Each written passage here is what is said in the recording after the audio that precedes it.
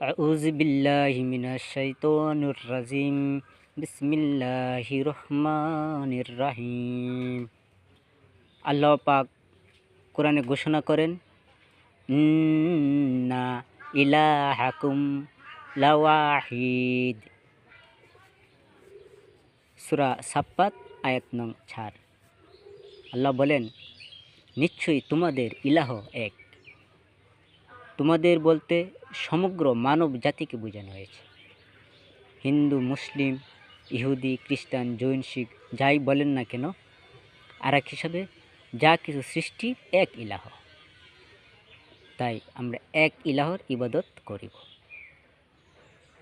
তাই এক ইলাহ বলতে এক আল্লাহ, এক আল্লাহর নির্দেশে আমরা নতি স্বীকার করিব।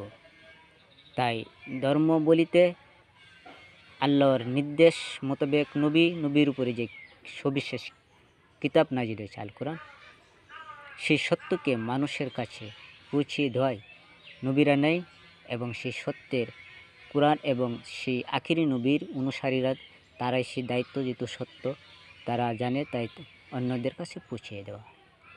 তাই এই সত্যকে অস্বীকার করতে পারবেন না, কারণ কোরআন এবং হাদিস, বিশেষ করে কোরআন আল্লাহর শরীক বাণী, আল্লাহর থেকে বাণী। আপনারা কত কিছুই জানেন, কিন্তু কোরআনকে তো কেউ বলতে পারেন না আল্লাহ ছাড়া আর কারোর। সুতরাং কোরআনের উপর বিশ্বাস করে আপনারা আপনাদের নিজেকে ঠিক পথে পরিচালিত করবেন। দিন ইসলামে আসার তৌফিক দিন আল্লাহ সবাইকে দান করেন।